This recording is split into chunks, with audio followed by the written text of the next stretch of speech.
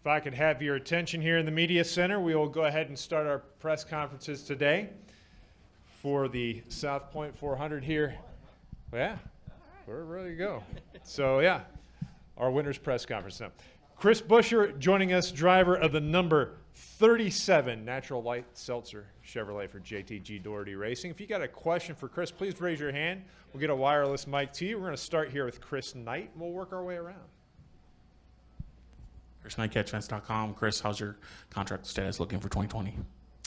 We're getting there, working through everything. So, at that point, and as we go through, it's a heck of a question to start off. But, yeah, it's, we're in progress. So, I hope everything stays on track and, get to the point where we're good to go. But, it's just that time of year again. It seems like more and more it's just this year-by-year stuff for a lot of people. So, that's just where we're at right now. Additional questions for Chris? Go front to Holly. Holly Kane, the NASCAR Wire Service. I wondered if you could talk a little bit about the dynamic of racing, knowing that the whole championship thing is starting this week too, and knowing those drivers, or does it seriously not even change anything because your goal is to win the race anyway? But how conscious are you of that? It changes something, but yeah, I mean in the large overlook of it, they don't take away all the other race cars and just let the playoff drivers out there do their race. So they're going to have to deal with everybody on track. We're all out here still trying to win races. There's still trophies up for grabs. There's points on the line for everybody still. Whether you're in the playoffs or not. So. Especially early on here, you go out here, you race your own race. You're somewhat aware of who it is, but if somebody sets out there and thinks they're going to be able to take advantage of everybody just because they are in the playoffs, it's not going to end well for them in the end. For them, that's something they got to make a decision on. And as you get closer to Homestead, I would say it becomes a little bit harder to race because you do have to realize that there is a lot on the line at that point. But, especially to start off right now, we're all racing. So we'll go out there and through the next handful of weeks, go do the same thing we do every week and come out here and try and win races. And, it's been a good couple of months for us. It's been a good year, but been a really good couple of months. We've been able to run up there in top 15 and top 10 a handful of times. So for us, that's that's promising that we will be around playoff drivers, and you will have to deal with that, and race them clean like we try and do every weekend, and just put up a hard fight. Go to Alan.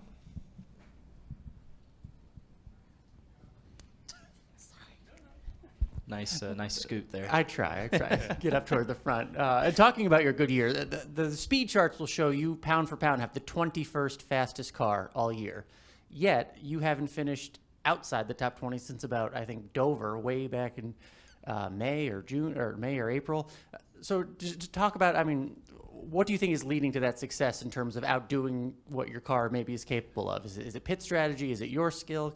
What's lending itself to that? It's not all me. I'll be the first to give a lot of credit to our crew. They've done a terrific job this season. The whole organization has and been able to put fast cars on racetrack and make the most out of it every weekend. Trent Owens has done a terrific job throughout the entire season, and we've had some good pit calls, some good strategy. We've been able to have race cars that like I said, on speed charts may not be the fastest on the racetrack, but we have cars that have raced really well and driven really well, and it's been something that's been a really hard balance to find with everything, with the new package this season, and trying to find out what you're looking for. And what we've done is, not completely on purpose, but we've had very good raceable cars. With a little bit of expense of outright speed early on at runs. So for us, that's been able to help us get going on restarts. Really have a lot of downforce and everything we need to keep the car plan, be able to make more aggressive moves versus being on top of the racetrack and just hoping you can get that speed at the end of the straightaway.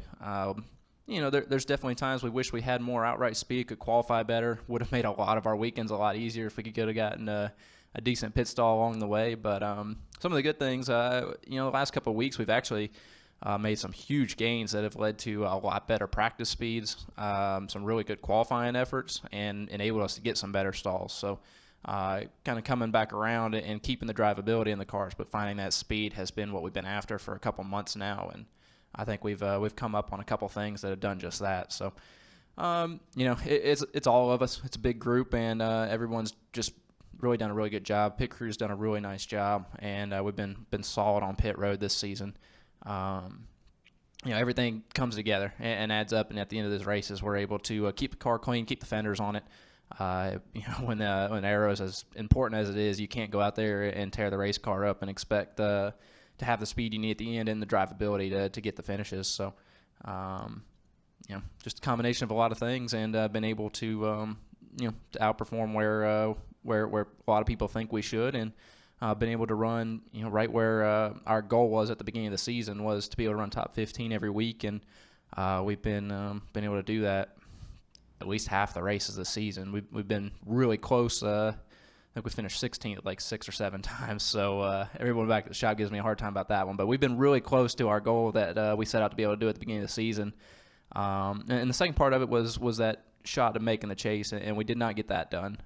So that will definitely be something that going forward, that'll with the performance we've had this season, you take out speedway racing, and we'd had a lot better shot at it. So we'll go after that next year.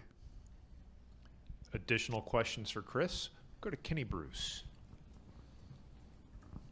Kenny Bruce. Chris, when you're looking for performance gains and you get to this point of the season and you've only got 10 more weeks of on-track activity, is that a concern, or do you look at it like, well, once the season's over, we can go do the simulation work and we can still improve, and it's actually better because we're not traveling every weekend?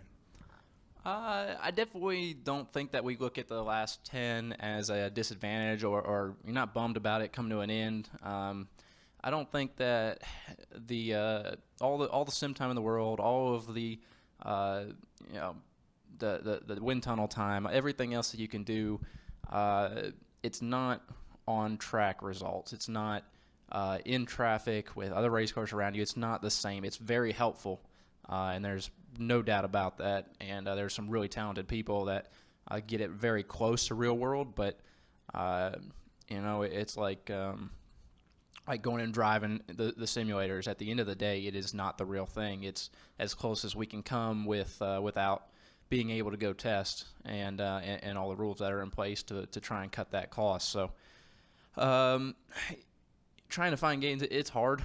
It's really hard at this level. This is the best of the best at what we do, and trying to gain on teams, especially for us being a medium-sized team, trying to go out there and keep up with teams that we know have more resources and to be frank about it, can go out there and spend more money. We've done a terrific job keeping up with them, and really to start off the season the way we did, I was extremely proud of our group. Be able to start with a top 10 in Atlanta was like really big. Really early in the season, knew that we did our homework through the off season to be ready for this, and we've been able to keep up through the season as well. So some of the gains that we found here recently that just talking about, it's something that we definitely look to try and fine tune through the next 10 races. It's something that you look at the off season as a chance to go into your sim, your wind tunnel time, and be able to fine tune. And then with next year being the same package and not having all those changes to try and basically we're taking the guesswork out of it. We know what we're getting ready to sign up for, so we can keep working on it. But it's just really hard to replace actual on track time, and practice and qualifying is pretty minimal for as far as getting the results that you need. It takes getting into the race, getting around cars, and really putting yourself in position to learn and figure out what the car does in those situations. So that's where you get the best data from, and we got 10 more opportunities to gather all we can and be ready to hit the ground running through the off season. Come up front to Nate. Nate Ryan, NBC Sports. Chris, to follow up on Chris Knight's question, are you talking to anyone else besides JTGD, and are you optimistic about returning there, or do you have other options? You know, we're talking. You know, trying to get through this process. You know, for me, it's more of a private situation, and you know, we're going through the motions here. So we'll know something in the next couple of weeks. It's getting to that point. Additional questions for Chris?